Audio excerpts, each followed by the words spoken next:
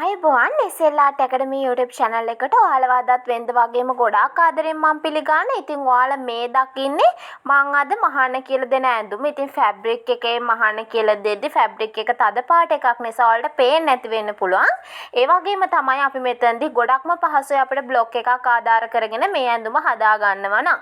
ඉතින් ඔයාලට මේ ඇඳුමම මම වෙනස් ආකාරයකට කරන විදිය කියලා තියෙනවා. ඒ කියන්නේ හැට් කොටස වෙනත් ආකාරයකට කරන විදිය කලින් වීඩියෝ එකක කියලා දීලා තියෙනවා. අද මම ඔයාලට කියලා දෙන්නේ සම්පූර්ණම බ්ලොක් එක ඇඳගෙන ඒ බ්ලොක් එක ආධාර කරගෙන කොහොමද අපේ මේ හැට් කොටස කපා ගන්න කියලා. හරි, මුලින්ම මම මෙන්න මේ විදියට මම ගත්ත ටේප් එක දෙකට නමා ගන්නවා.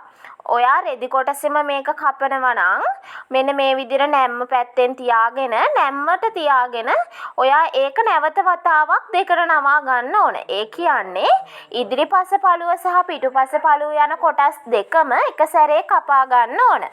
එතකොට තමයි ඔයාට රෙදි පහසුවෙන් මේක එක සැරේම කපා ගන්න පුළුවන් වෙන්නේ. හරිද? අපි මං ඔයාලට එක ක්‍රමයක් ඊට කලින් කියලා දුන්නානේ. දැන් මේ සම්පූර්ණ බ්ලොක් එක හදාගන්න කරන විදිය තමයි දැන් කියලා දෙන්නේ. ඉතින් කලින් ඔයාලට මං කියලා දුන්නේ අපේ උරපටි සඳහා අතහරින කොටස නැතුවම කොහොමද බ්ලොක් එක කරගන්නේ කියලා. ඉතින් අද මං ඔයාලට කියලා දෙන්නේ සම්පූර්ණම හැට් කොටස ඇඳගෙන උරපටි සඳහා කොටස කපලා අයින් කරගෙන කොහොමද කරගන්නේ කියලා. ඉතින් උරපටි වලට මාංගල් 5ක ප්‍රමාණයක් තියාගන්නවා. අන්නේ ප්‍රමාණය අතහැරලා කරගන්න විදිය කලින් වීඩියෝ එකක් කරා. මේ වීඩියෝ එකේදී සම්පූර්ණ බ්ලොක් එක ඇඳලා ඒ අඟල් 5 කොහොමද අතහැරලා බ්ලොක් එක අපිට අවශ්‍ය කරන විදියට හදාගන්නේ කියලා තමයි ඔන්න අද ඔයාලා ඉගෙන ගන්නේ. හරි. ඉතින් අපි බලමු කොහොමද මේක කරගන්නේ කියලා. ඔයාලගේ උරහිස මිම්ම අරගන්න ඕන. ඔයාලගේ උරහිස මිම්ම අරගෙන උරහිස මිම්ම දෙකට බෙදා ගන්න. හරිද? ඔයාගේ උරහිස මිම්ම දෙකට බෙදාගෙන ඒකට අඟල් භාගයක් එකතු කර ගන්නත් පුළුවන්. අපිට මේ මිමි අවශ්‍ය වෙන්නේ අපේ බ්ලොක් එක හදා ගන්න. හරිද? ඔයාලට මුලින්ම ඉහළින් රේඛාවක් ඇඳගෙන ඉන්නත් පුළුවන්. එතකොට දැන් ඔයා රෙදි කොටසෙම කරනවා නම් රෙදි කොටස ඉගෙන ඇද වෙලා තියෙන්න පුළුවන්. ඒ දේවල් ඔයාලක්ව ගන්න රෙදි කොටසේ ඉරක් ඉහළින්ම ඇඳගෙන ඉන්න පුළුවන්. ඉතින් ඔයාලට මෙන්න මේ විදියට රේඛාව ඇඳ ගන්න පුළුවන්. එතකොට අපිට කෙලි මිමි ලකුණු කර ගන්න උනත් පහසුයි. හරිද? ඊට පස්සේ ඔයාලා මෙන්න මේ රේඛාවේ උරහිස අගය දෙකට බෙදලෙන ප්‍රමාණය ලකුණු කර ගන්න. උරහිස මගේ 14යි. ඒක දෙකට බෙදුවම 7යි. ඒකට මෙහුම් වාසි භාගයක් අවශ්‍ය නම් එකතු කර ගන්න පුළුවන්. ඔය මහත කෙනෙක් නම් එකතු කර ගන්න. ඒ ප්‍රමාණයම ඔයා උරහිස ලකුණු කරපු ප්‍රමාණයම මෙන්න මේ විදිහට රැගල් උස විදියටත් පහතට ලකුණු කර ගන්න පුළුවන්. ඔයාගේ අත්කට ඇඳ ගන්න අවශ්‍ය කරන මිම්ම විදියට. හරිද? ඊට පස්සේ ඔයාලට මෙන්න මෙතනින් අඟල් භාගයක් එහෙම නැත්නම් අඟලක් පහත් කරලා හැඩ කර ගන්න පුළුවන්. ඉතින් ඔයාලට මෙතනදී සම්පූර්ණ බ්ලොක් එක හදා ගන්න අදහස ගන්න පුළුවන්. මෙන්න මේ විදිහට ඊට පස්සේ ඔයාගේ කරපළල ලකුණු කර ගන්න. එතන ඉඳන් ඔයාට අවශ්‍ය කරන පපු මුදුන දක්වා උස. අපිට පපු මුදුන දක්වා උස අවශ්‍ය වෙන්නේ අපේ ඩාට් එක හදාගන්න. පපු මුදුන දක්වා උස ලකුණු කරගන්න. ඊට පස්සේ ඔයාගේ හැට් කොටසට හැට් උසට තවත් අඟල් භාගයක් එකතු කරලා එන ප්‍රමාණය ලකුණු කරගන්න. ඉතින් ඔයාට අඟල් භාගයක් එකතු කරගන්නත් පුළුවන්, අඟලක් එකතු කරගන්නත් පුළුවන්. ඉතින් මැහුම් වාසි ඔයාට අවශ්‍ය කරන ප්‍රමාණයට ලකුණු කරගන්න පුළුවන්. ඉතින් මෙන්න මේ විදිහට මම පපුවට රේඛාවක් ඇඳගෙන ඉන්නම්. ඔයාලට මේ විදිහට භාග රේඛාවක් විදිහට අඳින්න පුළුවන්. නැත්නම් මෙන්න මේ විදිහට සම්පූර්ණයෙන්ම ඇඳ ගන්නත් පුළුවන්. ඊට පස්සේ මෙන්න මේ රේඛාවේ කියන්නේ අපේ පපු වට රේඛාවේ අපේ පපුවට මිම්ම 4ට බෙදලා ඒකට අඟල් 1/2ක් එකතු කරලා ලකුණු කරගන්න පුළුවන් මෙන්න මේ විදියට. ඒ කියන්නේ ඔයාලට මෙන්න මේ විදියට ඔයාට අවශ්‍ය කරන ප්‍රමාණය ලකුණු කරගන්න. ඊට පස්සේ මෙන්න මේ විදිහට අත්කට ඇඳ ගන්න අවශ්‍ය කරන මේ රේඛාව දෙකට මැදින් බෙදාගෙන මෙතනින් අඟල් භාගයක් ලකුණු කරලා එල් හැඩති ලක්ෂයෙන් ඉහළට අඟලක් ලකුණු කරලා ඔයාලට පුළුවන් අත්කට මෙන්න මේ විදිහට හැඩ කරලා ඇඳ ගන්න. ඊට පස්සේ අපේ ඉනවට රේඛාවේ ඉනවට මිම්ම 4ට බෙදලා ඒකට සම්පූර්ණ අඟල් දෙකක් එකතු කරලා එන ප්‍රමාණය ලකුණු කරගන්න. ඉනවට 4ට බෙදලා ඒකට සම්පූර්ණ අඟල් දෙකක් එකතු කරන්න. ඒ කියන්නේ සම්පූර්ණ අඟල් දෙකක් කියලා කියන්නේ මම මෙතනදි ඩාට් වලට අඟලකුත් බුරුලට අඟල් භාගයකුත් සහ මෙහෙන්න අඟල් භාගයකුත් එක්ක. ඉතින් ඔයාලට සම්පූර්ණ අඟල් දෙකක් බුරුලට තවත් අඟලක් තියා ගන්නවා නම් 2.5ක් තියා ගන්න පුළුවන්. ඉතින් ඔයාලට මම මේ ලකුණු කරේ ඩාට් එකත් එක්ක මෙන්න මෙතනින් මෙන්න මේ අඟල ඩාට් එක සඳහා තමයි අපි වැඩි කරගෙන තියෙන්නේ. මැහිල එද්දි මෙන්න මේ වගේ හැඩයක් තමයි තියෙන්නේ. මේ අඟල තියෙන්නේ අපේ මැහෙන ඩාට් එකට අපි වැඩි කරගන්න ප්‍රමාණය. ඊට පස්සේ 60 කොටස පහලින් මෙන්න මේ විදියට ඔයාලට පුළුවන් අඟල් භාගයක ප්‍රමාණයක් මෙන්න මේ ආකාරයට හැඩ කරලා ඇඳ ගන්න. හරි. ඊට පස්සේ අපේ ඩාට් එක ඇඳගමු. ඉතින් පොයින්ට් පරතරය මගේ 6.5ක් තියෙනවා. ඒක දෙකට බෙදාගෙන පපු මුදුන දක්වා උස රේඛාවෙත් 60 උස රේඛාවෙත් ලකුණු කරගෙන මෙන්න මේ ඉනවට රේඛාවේ ලකුණු කරපු ලක්ෂයේ ඉඳන් දෙපැත්තට අඟල් භාගේ ලකුණු කරලා පපු මුදුන රේඛාවෙන් ඉඳන් පහළට අඟලක් ලකුණු කරලා අපේ මේ ඩාට් එක ඇඳ ගන්න පුළුවන්. මෙන්න මේ විදියට. හරි. මෙන්න මේ විදියට අපිට ඩාට් එක ඇඳ ගන්නත් පුළුවන්. හරිද? හරි. මේ තියෙන අපේ සම්පූර්ණ බ්ලොක් එක. අපිට දැන් කර හැඩ එහෙම අඳින්න අවශ්‍ය නැහැ. මොකද අපිට මේ ටික ඇතහැරලා තමයි අපි ගන්නෙ. ඊට පස්සේ මම මෙන්න මේ විදියට මෙතන ඉඳන් අඟල් 5ක ප්‍රමාණයක් තමයි ගන්නෙ.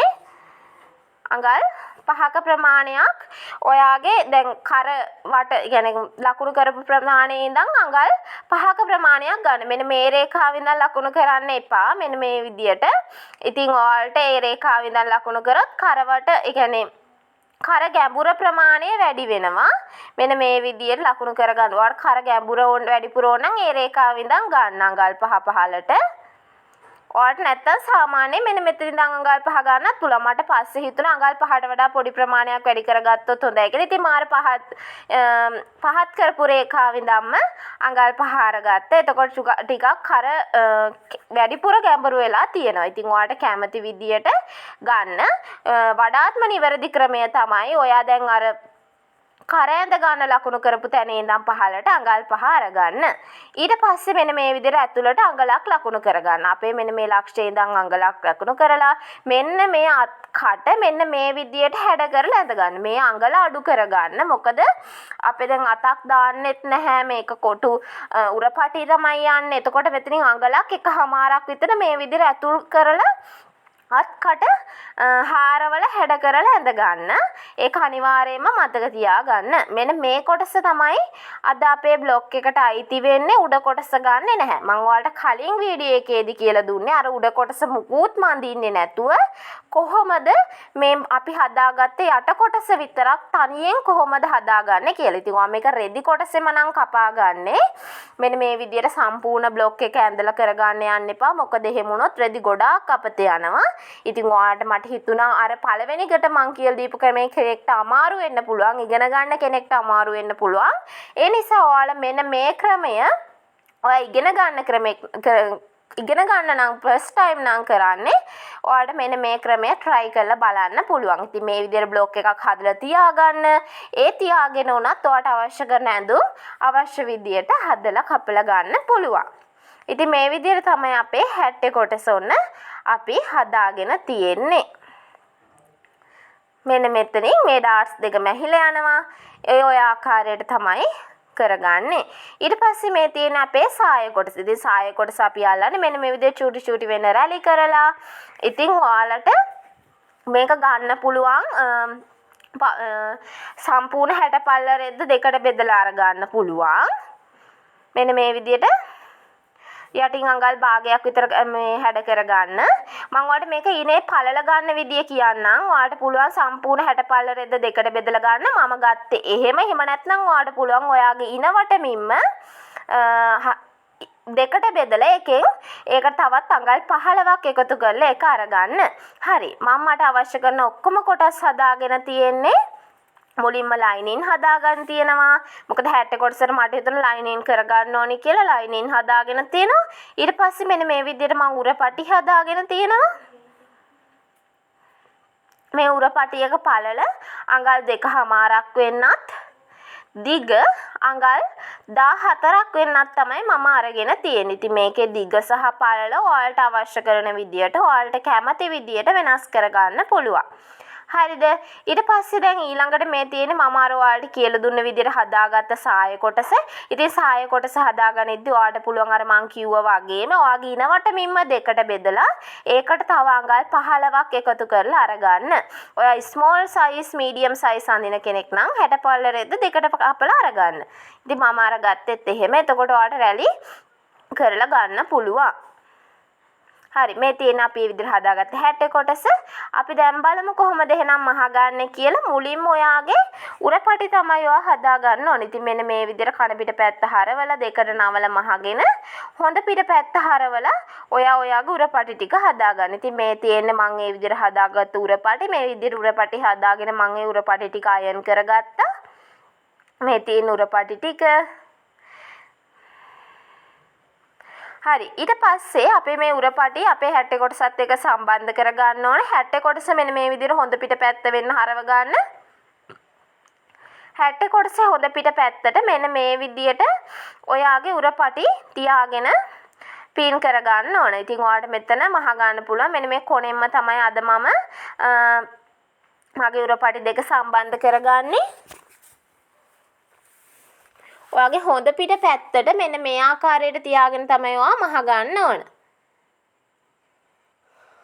හරි. දැන් මේ තියෙන්නේ මම මහ ගත්තට පස්සේ ඊට පස්සේ ඔයාගේ ලයිනින් කොටස මෙන්න මේ උරපටි දෙක ඇතුල් පැත්තට වෙන්න තියාගන්න ඕන.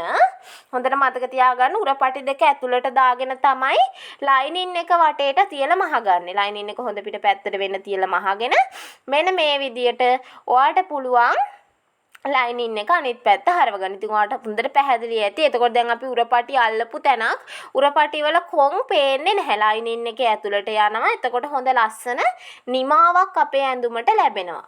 මෙන්න මේ විදියට හොඳින් අතින් හදාගන්න. අතින් හදාගෙන මෙන්න මේ යටිනුත් මැෂ්මන්ට් එකක් දාගන්න. එතකොට එහා මෙහා යන්නේ නැහැ. ඒ විදියට යටිනුත් මැෂ්මන්ට් එකක් දාගෙන ඔයාලට පුළුවන් මේකේ ඩාට්ස් මහ ගන්න. ඉතින් මේ තියෙන්නේ ඩාට්ස් මහගත්තට පස්සේ මම ඩාට්ස් දෙකක් මහගෙන තිනවා. ඔයත් මේ විදියට මම මේ කියලපු ආකාරයට ලයිනින් කරගෙන ඩාට්ස් මහගන්න.